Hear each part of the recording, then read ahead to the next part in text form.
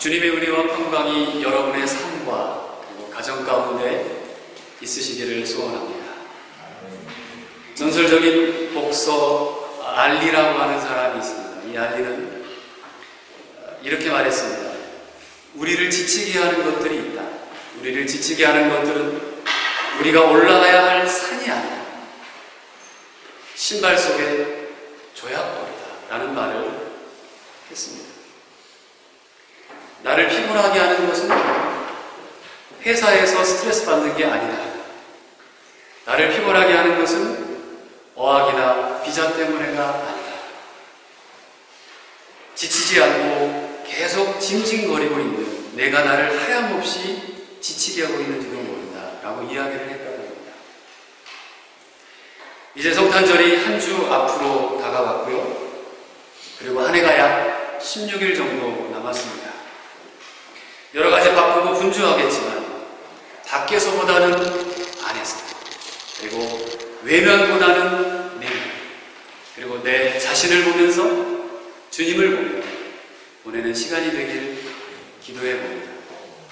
지난번에 우리가 기다리는 하나님은 절망과 좌절 가운데 찾아오셨던 하나님, 꿈과 희망을 잃어버렸던 이스라엘이라고 하는 사람들에게, 백성들에게 찾아왔던 하나님, 위로하고 격려하셨던 하나님이라고 말씀을 전했습니다. 또 우리가 지난주에 있는 자와 없는 자에 대한 말씀을 들으면서 한 해를 결산하자, 결단하고 그리고 비전을 가지고 순종하는 자로 살아서 우리가 주님 앞에 청지기인 삶을 살아갑시다 라는 말씀을 우리가 들었습니다. 오늘도 계속해서 저는 이사야의 말씀을 전하고자 합니다. 오늘 읽은 이사야의 말씀은 이스라엘 백성들이 바빌론의 포로에 있을 때, 잡혀 있을 때 쓰였던 책입니다. 바벨론에서 예루살렘까지는 거대한 아라비아 사막이 쫙 펼쳐져 있습니다. 오늘 성경을 만약에 문자 그대로 해석을 한다면 바벨론에서 예루살렘까지 하나님이 가실 수 있도록 길을 놔야 되고, 아라비아 사막에 하나님을 위한 길을 건설하는 것이 하나님의 뜻인지, 또 이 말씀이 원하는 진정한 의미인지 우리가 오해할 수도 있고 잘못 해석할 수도 있습니다. 성경의 많은 사건들의 배경은 광야와 사막이었습니다. 이스라엘이 있는 중동 지역이 바로 광야와 사막이기 때문에 그렇습니다. 그래서 이 광야와 사막은 이스라엘 사람들의 삶과는 빼놓을 수 없는 아주 밀접한 관계에 있는 곳이 바로 광야와 사막입니다. 우기 때는 식물이 자라고 목축을 할 수 있습니다. 건기에는 식물이 없어서 사람이 살 수 없을 정도로 아주 황폐한 땅이 바로 이곳입니다. 그렇기 때문에 광야와 이 사막은 아무도 없는 곳 혹은 외로운 곳, 사람들이 살기를 원치 않는 곳을 의미하기도 합니다. 하지만 이스라엘 백성들에게 있어서 이 광야와 사막이 결코 이렇게 부정적인 것만은 아니었습니다. 우리 육체적인 생명과 삶과 관련해서는 부정적인 의미로 쓰일 수 있지만, 그러나 영적인 면에서 광야는 전혀 다른 의미로 이해되고 해석될 수 있습니다. 광야는 하나님을 만나는 장소였습니다. 지치고 힘들고 절망과 좌절에 빠진 사람들이 하나님을 만나는 곳이 바로 광야였던 것이죠. 그렇다면 성경의 광야에서 하나님을 만난 사람은 혹시 누가 있을까요? 여러분 아시나요? 여러분이 생각하는 그 사람입니다. 바로 그 사람. 모세가 그 인물 중에 하나입니다. 모세는 바로 광야에서 그 떨기나무 아래 하나님의 음성을 듣게 되지요. 광야로 도망을 쳤던 한 인물이, 유명한 인물이 있습니다. 누구죠? 엘리야라고 하는 사람이 있습니다. 이 엘리야라고 하는 사람은 모든 정말 힘들고 어려운 상황, 좌절과 슬픔 가운데 빠져있던 이 사람이 로뎀나무 아래에서 하나님을 경험하게 되죠. 절망과 좌절 가운데서 삶의 의욕을 잃고 소망을 잃었던 이 두 사람은 광야에서 하나님을 만나서 새로운 비전과 꿈을 갖고 그리고 하나님의 인생을 살아가는 사람들이 되었습니다. 우리가 자주 잘 아는 예수님도 어때요? 세례를 받으신 이후에 광야에서 시험을 받으셨습니다. 그리고 하나님의 사역을 시작하셨지요. 우리 오늘 성경으로 돌아가서 3절 말씀입니다. 함께 같이 읽어보도록 합시다. 시작. 외치는 자의 소리여 이르되 너희는 광야에서 여호와의 길을 예비하라. 사막에서 우리 하나님의 대로를 평탄하게 하라. 3절에서 말하고 있는 이 광야와 사막은 물리적인 사막이 아닙니다. 바벨론과 예루살렘 사이에 있는 아라비아 사막도 아니었습니다. 물리적인 사막이 아니고 바로 이스라엘 백성들의 영적인 상태를, 지금 그들의 영적인 상태를 의미하는 말이었습니다. 이스라엘의 영적 상태가 사람이 살기에는 너무나도 어렵다는 거예요. 너무나도 척박하고 생명체가 살기에는 너무 어렵고 힘든 광야와 사막과 같다는 표현을 오늘 해주고 있습니다. 그런데 하나님은 이 광야와 사막에 대로를, 큰 길을 준비하라고 오늘 말씀을 전해주고 있습니다. 대로, 즉 큰 길은 우리는 두 가지를 상상할 수 있습니다. 역사적으로 혹은 문화적으로 상상할 수 있는 큰 길을 상상할 수 있습니다. 하나는 바벨론의 신년 축제를 그려볼 수 있습니다. 바벨론의 나라의 신년 축제에서 그들의 창조신인 마르둑신이라고 하는 그 신을 기리기 위해서 그의 신전으로 들어오는 거대한 행렬을 큰 길, 대로로 표현하고 있습니다. 또 하나는 어때요? 남의 나라 혹은 적국과 싸워서 전쟁에서 이긴 그런 사람들을 환영하는 대로, 큰 길을 표현할 때 이 두 가지를 상상할 수가 있습니다. 자기들이 섬기는 신이 자신들에게 오는 길, 또는 전쟁에 나가서 승리를 하고 돌아오는 이 왕의 귀한 길, 이 길은 행렬에 어때요? 방해가 되는 것들, 그리고 더러운 것들, 이런 것들을 깨끗하게 치워버리고 아름답게 꾸며진 길이 대로고 큰 길을 상상해 볼 수 있다는 것입니다. 하나님도 자신의 귀환을 위해 이런 큰 길을, 대로를 준비하라고 말씀하고 있습니다.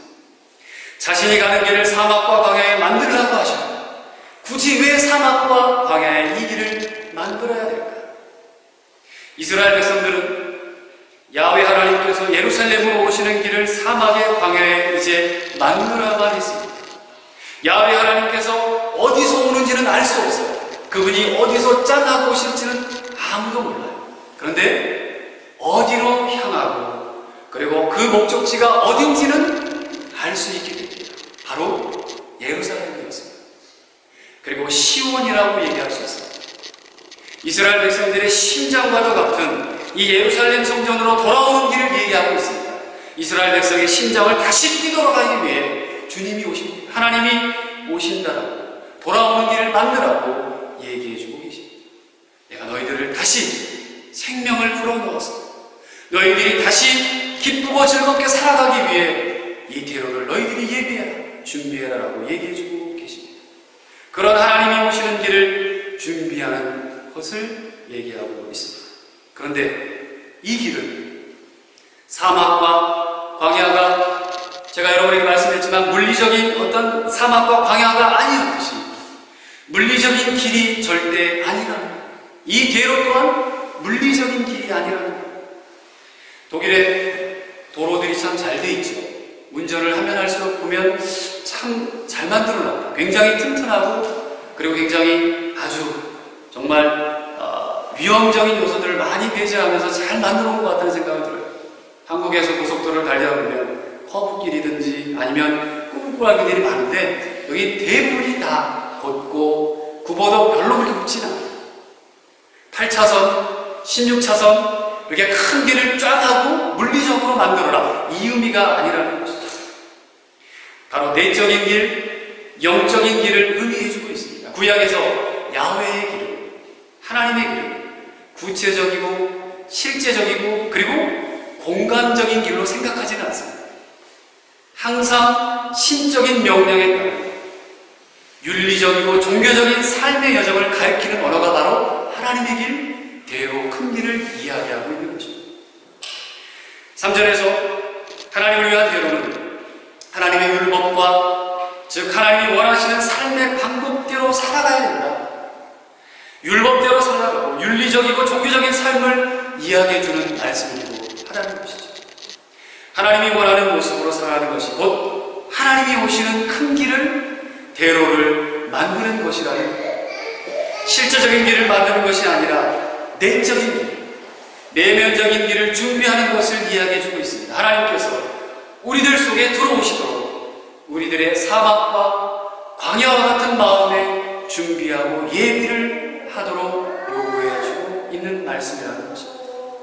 4절 말씀을 같이 한번 읽어보겠습니다. 시작. 골짜기마다 두드러지며 산마다 언덕마다 낮아지며 고르지 아니한 곳이 평탄하게 되며 험한 곳이 평지가 될 것이요.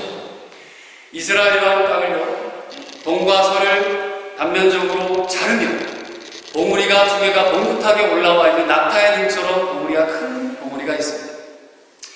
요단강이 가운데 중심으로 해서, 요단강 중심으로 이 동서에 산이 있는데 서쪽 위에 산 위에 예루살렘이 딱 겹치고 있고요.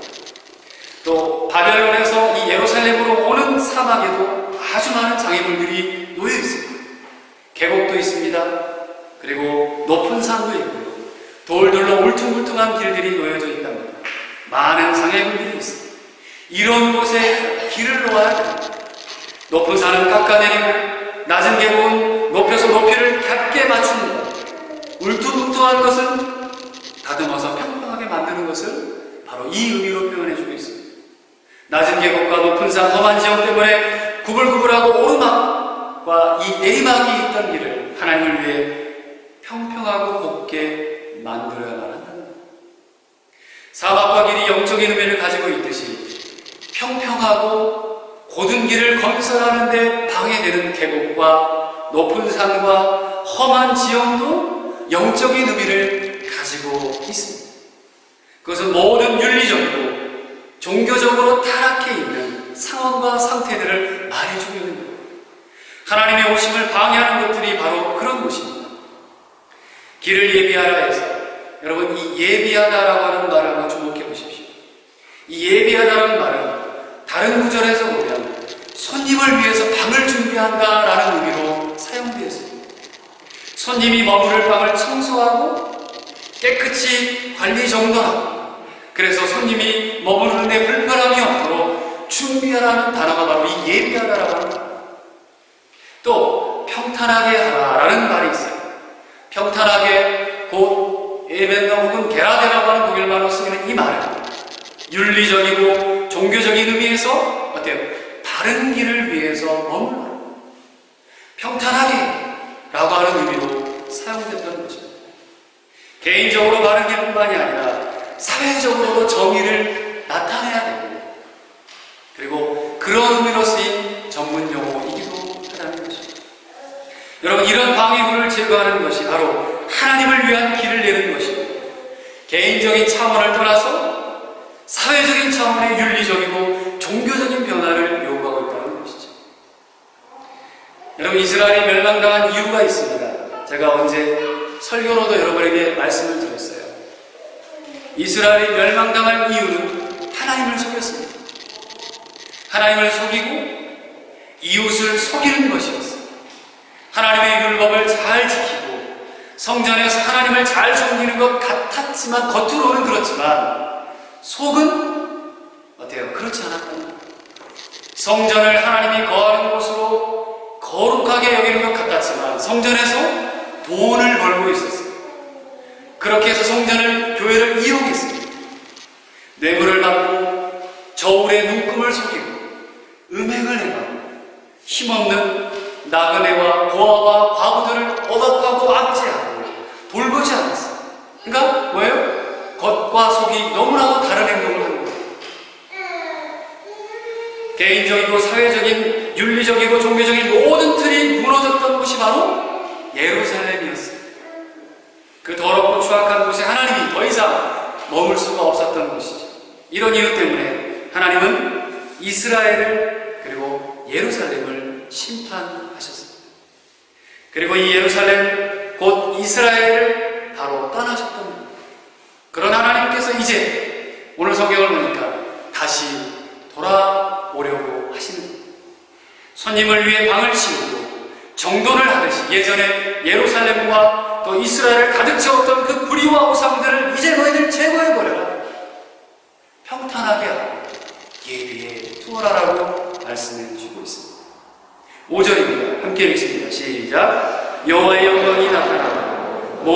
육체가 그것을 함께 이는 여호와의 입이 말씀하셨느니라. 아멘. 하나님이 시키실 대로 준비한 사람들은 하나님을 볼 수 있다고 하나님은 분명히 약속하고 계십니다. 이사야 선지자는 자신이 하나님을 만났기 때문에 죽을 것이라고 두려워했어요. 왜냐하면 하나님을 만나면 죽었어요. 하나님이 너무나도 거룩하고 깨끗하신 분이기에 죄가 있는 사람이, 인간이 만나기에는 감히 가까이 갈 수 없었기 때문에 그렇습니다. 그때 하나님의 사자가 이사야에게 숯불을 그의 입에 대면서 야, 너는 죽음이 없을 거야. 죽음을 면하게 해주셨어요. 왜냐하면 죄가 너무나도 많았기 때문에 그랬어요. 온전한 하나님을 본다는 것은 죽음을 의미했습니다. 구약시대에 하나님 본다? 죽는 거였어요. 심지어 이사야서 6장에 보면 하나님의 보좌를 지키는 스랍들이 있습니다. 천사라고 하죠. 이 천사들 또한 날개로 하나님의 그 영광의 빛이 너무나도 그래서 이렇게 날개로 가리웠다라고 성경은 기록하고 있습니다. 하나님을 보지 않았어요. 하나님의 영광의 이 계시는 이스라엘 내부에만 제한된 것이 아니었습니다. 바로 모든 사람들, 하나님을 본다는 것은 상상할 수도 없었는데 오늘 성경에 보니까 하나님께는 장애물을 제거하고 하나님 위해 길을 준비한 모든 사람들에게 이 돌아오는 야훼 하나님의 영광을 위험 없이 볼 수 있게 해주겠다. 약속을 해주는 말씀인 것이죠. 하나님의 영광이 계시는 이스라엘 내부에만 제한된 것이 별도 아니었습니다. 하나님이 오시는 모든 민족에 해당되는 것인데 중요한 것은 우리가 길을 예비합니다. 그렇게 예비하지 않았는가라고 하는 것이 굉장히 중요합니다. 너희들이 이방인이냐 유대인이냐 이게 중요한 게 아니라 길을 예비했는지 안 했는지가 중요합니다. 말씀을 정리하겠습니다. 하나님께서는 우리에게 자신의 모습을 보여주시기를 원하십니다. 우리에게 자유를 주고 평화를 주기를 원하셨습니다. 고통과 근심, 걱정에서 벗어나기를 원하십니다. 그런데 우리가 왜 이런 고통과 근심과 고통과 걱정에서 빠져나오지 못하고 있습니다. 이런 가운데 살고 있습니다. 오늘 본문은 그 이유를 우리들의 하나님을 떠난 삶이라고 이야기하고 있습니다. 하나님을 팔아서 돈을 벌고 하나님을 섬기듯 하면서 다른 신에게 절을 하고 힘없는 나그네와 고아와 과부를 억압하고 착취하고 저울의 눈금을 속이는 이스라엘을 하나님은 그대로 볼 수가 없었습니다. 그래서 바벨론의 포로로 잡혀가서 노예가 되게 하셨습니다. 하나님께서는 이제 그들을 용서하셨습니다. 그리고 그들을 다시 예루살렘으로 돌아오게 하시려고 하십니다. 그리고 하나님께서도 예루살렘으로 돌아와 그들과 함께 하시려고 하십니다. 그들에게 자신의 영광을 이제 그대로 볼 수 있도록 드러내려고 하십니다. 근데 중요한 게 있습니다. 그 전에 할 일이 있습니다. 하나님이 오시는 길에 있는 장애물들을 다 평탄하게 만들어야만 합니다. 장애물을 없애야 됩니다. 하나님을 속이고 이웃을 속이고 하나님을 기만하고 이웃을 기만했던 모든 일들을 버리고 우리들 속에 있는 하나님을 위한 방을, 영적인 내면의 방을 깨끗이 치우기를 원하고 계십니다. 하나님의 영광을 보기 위해서 우리는 하나님의 방을 깨끗이 정리하고 청소해야 될 것 같습니다. 그러면 하나님께서 오셔서 우리에게 하나님의 자신의 영광을 드러내 보여주십니다. 마치 이 땅에 하나님의 아들 예수를 보내주셨던 것처럼 말입니다. 그 하나님께서 직접 약속해 주셨습니다.